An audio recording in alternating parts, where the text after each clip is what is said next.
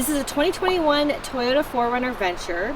The gas mileage is crap and acceleration is really slow, but it is a four-wheel drive and it has a lot of off-road specific capabilities, which is exactly what we were looking for. We were originally deciding between this and a Jeep, but we're really happy that we went with the 4Runner.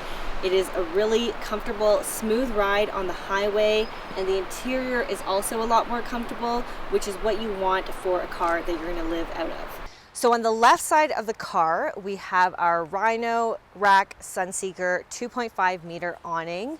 This thing has been a complete lifesaver.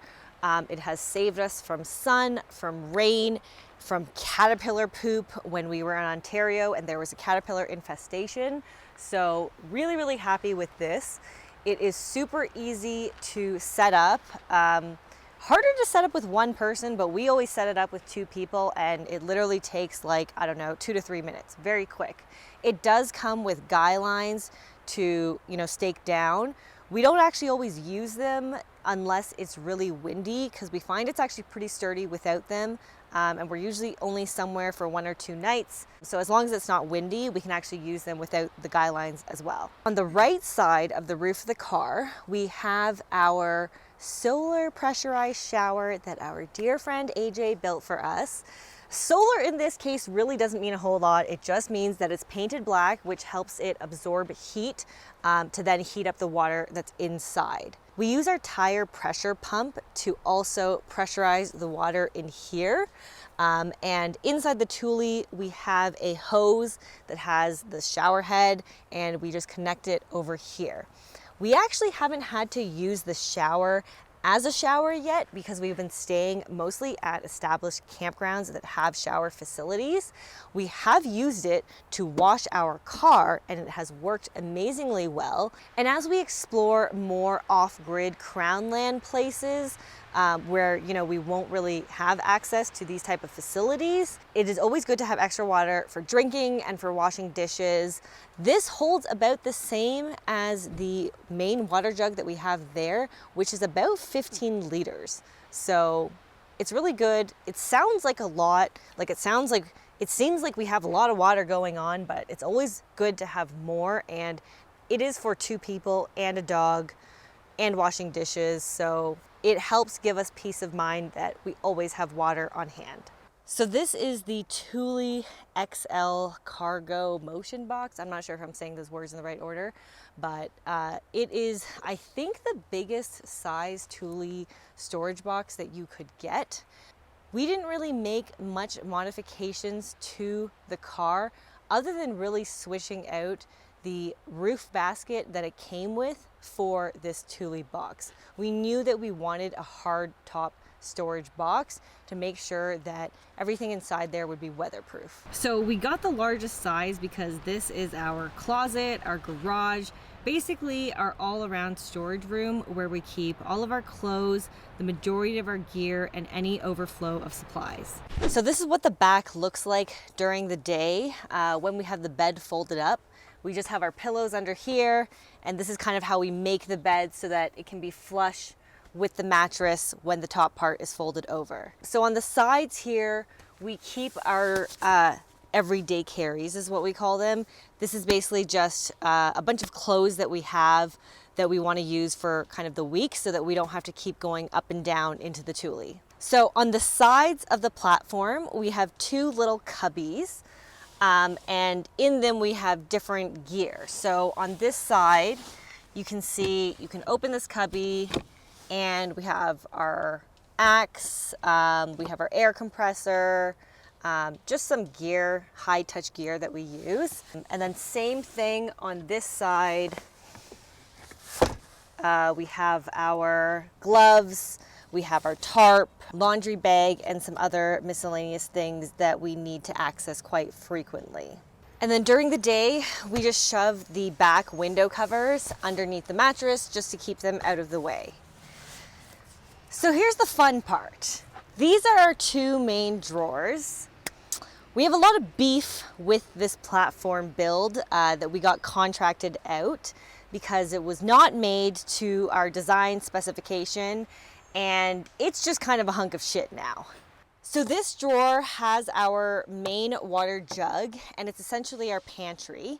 The rails are kind of no longer sitting on the actual like frame of the rail. So it's kind of just a wooden box sitting in another wooden box. And it has become extremely difficult to pull out and push back in. What is supposed to be very simple, since we use it every day, multiple times a day, has become the biggest headache. So let me demo realistically how this thing works now, or I should say doesn't work. So these lock the drawer in place, so you have to push them down to pull it out. As you can see, the drawer is already pulled out a little bit. Because it is so hard to pull out, I was like, let's just start here. I literally can't even pull it out. Like, this is not an exaggeration. This is me trying to pull the drawer out.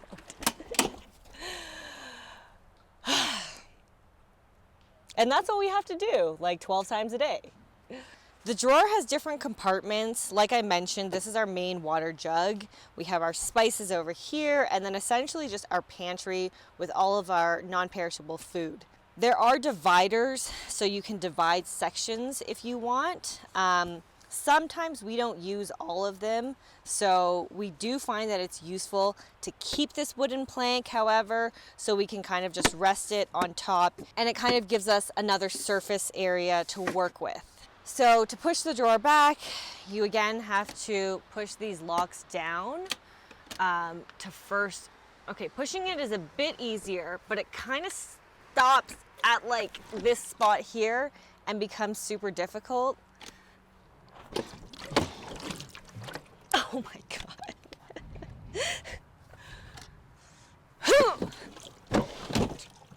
Okay, not sure if we're even gonna be able to get that out later.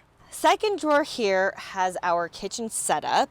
Since they did not think this through, our friend AJ actually helped us install these little bracket things over here so that we could put a bungee cord here, because this drawer inside here does not lock. And we found that when we were driving, it was constantly hitting the hatch and it was super annoying. So this detail here we added. This drawer works a bit better, how it's supposed to work. But again, there are some fuck ups. So this drawer is supposed to lock in place. I think a month into our trip, the position from where it locked suddenly changed. And now it started locking a bit too soon, so we can't even open this. So in order to access this back one here, we have to pull it out further than where it locks, which is not very safe because now it's not locked and it could just slide the heck out. Hasn't happened to us yet, but this is what I mean. The details were not thought through, not really made that well. So this back one here is like this coffee table style, and it lifts up like so. In this section, we keep our pots and pans, our plates, our bowls, and our dishwash basin. And then this side, we have all of our utensils. Again, as you see, if you try to lift this up, you can't. It does not clear. Another frustrating detail that we have to deal with on a day-to-day basis multiple times a day. The other thing that you'll notice is these are two different types of wood. And that is because we wanted a cutting board. What we asked for was for this surface to be the cutting board. It would be really big, we can stand directly in front of it, and it would be super useful. As you can see, the cutting board is not where we asked it to be. So this is now the cutting board, which we were told was completely accessible. However, as you can see, it doesn't really function as a good cutting board because I can't stand directly in front of it since our bumper is in the way. So this cutting board, which we paid extra for, which is in the wrong spot, has completely gone to waste because we don't actually use it as a cutting board, and instead we just brought the cutting board that we had at home to use on top of this surface. So when you open this over here, we have all of our utensils, our cutting board, and these are just some, organizers that we had at home in our drawers that we decided to bring with us. There is a specific section here for propane tanks, which was a nice touch, so I will give them that. And as you can see, it fits 4 in there perfectly, so that is all great. When we want to cook then, you pull this third drawer out, and this has our cooking stove set up. We saw this idea of having this kind of mini drawer for utensils in someone else's YouTube video, and we thought it was such a great idea. However, after using it this way for the past 3 months, it is not that great because you have to make sure that you've got all your cooking utensils out before you start cooking. Because once you place this down, it becomes very difficult to get stuff out. And I would say 9 times out of 10, we always forget at least one utensil. This, surface is already covered with stuff and we're kind of like shimmying inside to try to grab something. So had we built this again, I don't think we would necessarily build it this way. So on this side, we have our Dometic 35-liter fridge. On the door, we keep Ezra's dog wipes and some foot butter for his paws. Ezra enters the car in multiple places in multiple ways, so we kind of have dog stuff on like almost every side, but this is generally where we keep his foot wipes. In front of the fridge, we have our Jackery Solar Sega 100-watt panels. We have 2 of them, and they fit perfectly nestled in behind the driver's seat. There's actually quite a few things in the car that we didn't plan for, but happen to fit quite perfectly, so I'll show you what those are. We keep our slides under here. That also fits right perfectly. And we have a couple of brushes for cleaning the car and cleaning the tent that we store underneath the fridge in the front. So the entire platform was actually built to the height of the fridge, since we knew that that would be the tallest thing that we have, and there really is nowhere else to store it. So we thought, why not just make it part of the actual bed platform? You can see that the mattress is folded up here. We have a tri-fold mattress. So during the day, we fold it up so that we can access these compartments over here. And this is just a bed sheet that we put on top because Ezra runs over it, and we want to keep the bottom of the bed clean as possible. So to open the fridge, it opens this way, and it can be really annoying to try and put food inside while you're holding this lid up. So we came up with this little hack where we just use the seat belt to actually keep the lid propped open, and voila, you can now easily put stuff into the fridge. So as I mentioned, this is the 35-liter. We were actually considering getting the next size up, which I think is the 40-liter. But I'm really happy that we kept with the 35. It's big enough for both of us to have meals for 3 nights at a time. And that's pretty much the longest we go without doing groceries again. So it really is the perfect size for us. And honestly, the 40-liter would not have fit in the car comfortably anyway. So we also have these cubbies in the back over here. We literally don't use these at all. When you open them, the actual car doesn't give you much space to put stuff anyway. There's maybe like 2 inches of height. And as you can see, they're just super hard to access. They extend the bed platform and let us use this full-size mattress comfortably, but otherwise they're kind of useless, and we really just never open them up. So this is what we call the middle box. We had to give everything a name so that we knew what each other was referring to.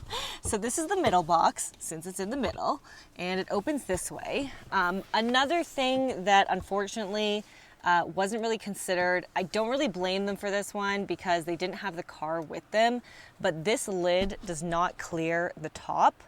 You can kind of like force it and it'll stay open. So I don't necessarily hate it.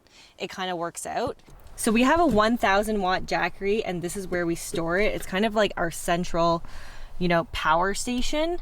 We keep our laptops in here, some other snacks. We try not to keep too much stuff in here because we want there to be enough air circulation for the Jackery, and we don't want to overcrowd it.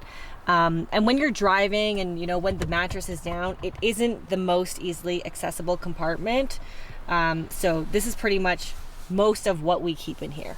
Another thing that happens to fit perfectly in place in a very accessible location is our garbage bin. So this is just like a cereal box thing that we got from Amazon, and it just so happens to fit perfectly in between the platform and this console over here. And it is a super accessible spot. When we're sitting in the front seat, we can just turn around and put garbage in there. So that worked out really well. And then in between the solar panels and the driver's seat, we keep this kind of beach mat tarp thing that we sometimes put under the tarp that we put under the tent because it's a little bit thicker. And some of the campsites have really rocky grounds, and that can sometimes pierce through the tent and just like feel like you're stepping on a Lego. So this really helps save our feet. On this side of the car, we have Ezra's harness and his leash, and it's hooked into this little like metal rivet on the inside. And this is basically how we keep him strapped in while we're driving, and he kind of just chills on the mattress. And then we have another compartment here, which we call the tech box, and it has all of our tech gear in it. So we have our Peak Design backpack, a few cases that have hard drives, and some mic equipment, and our drone. We keep our backpack here. This is the backpack that we take when we go hiking. When we're not hiking, it has our wash bags in there. Water is a very precious resource, and it was one of the things that I was really worried about, just, you know, being able to find somewhere that has water. So we always make sure that we have additional water on top of that main jug in the back. So we have 2 of these, and we just happened to pick them up from the Longos near our place in Toronto, really not thinking about it at all. Like, this is just the size and the shape that they had available. And they happen to fit perfectly in front of the platform, in between the passenger seat. So that worked out super well. And then under this seat, we just keep some more dog stuff, Ezra's food, his snacks, that sort of thing. On the side of the door, this kind of changes as the season changes and depending on what we feel that we need. Earlier on in the summer months, it was full of sunscreen bug spray. Every single door had bug spray in it. We really aren't experiencing a lot of bugs anymore. So now we have our fire kit, since we are allowed to have fires again in BC, which is awesome. So we have our fire kit here, which is just really our lighter, and petroleum jelly and cotton balls make excellent fire starters. So front of the car, nothing super interesting. On the passenger door, we have our first aid kit, so it's easily accessible. A travel bidet, which we actually haven't used that often, but it is very nice to have. And in the glove compartment, we actually recently bought this glove organizer, which is so useful. It really helps us make use of the vertical space. I mean, it looks kind of messy right now, but it was a lot messier before. Everything was kind of just piled in there. This way, at least, we have compartments and we kind of know what is where, and it really just gives us more space to work with. So on the gear shift that controls the 4-wheel drive, it actually perfectly fits toilet paper. So that is what we keep there, so that it is easily accessible, because when we have to go to the washroom in the middle of the night, we go in our pee bottle right here in this passenger seat. And then on the other side of the driver door is more things that we want to be able to access easily. It has some bear spray, some sunscreen, that sort of thing. In the middle console, we keep our camera so we can whip it out whenever we see something cool that we want to film while we're driving. We also keep our external battery in here, which is super handy, and some other items that, you know, we might need on a whim. At the end of the night, when we fold the bed down, this is what it looks like. You can see that the car kind of like lowers over here. So you might be asking, why don't we sleep with our heads on the other side, which would give us a bit more vertical room? The reason is because the platform is slightly angled downwards. So if we're sleeping with our heads on this side, the blood is kind of rushing to our head a little bit. So it's not super comfortable to do for a whole night. We have done it when we've parked on like an uneven slope, and therefore it kind of evens us out. But I would say 90% of the time we sleep with our heads on this side. It also helps us get airflow because we keep the windows down a bit at nighttime, so we can actually feel the air coming through. So I mentioned earlier that when we go to the washroom at night, we go in the passenger seat and we leave our pee bottle there. If you were wondering how we do that, let me show you how. There are many ways that you can crawl through. I've tried them all, trust me. This is the way that is easiest on your back and your body. So you crawl through and then you turn around and you go butt first into the passenger seat. And does that completely wake you up? Yeah, it does. Is it hard to go back to sleep after exerting that much energy just to go pee? Yes, it is. But this is what we're working with. And then when you're done, you just crawl back in. You avoid your partner as much as you can so you don't wake them up. You go this way, and then you do a little 360, and then you're back in bed.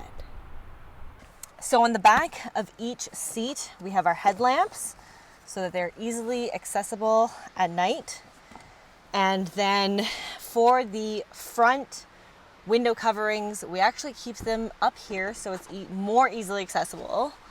And depending on if we are trying to keep it cool in the car or warm in the car, we would put the silver side either outside or inside.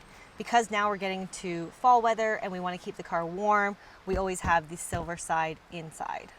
We got these from a company called WeatherTech, and they are specifically cut for the 4Runner. I am so happy I bought these. I had like a little fun idea for a second, thinking like I would try to make them, but no way. These are really, really well made, and they're just perfectly cut for the windows.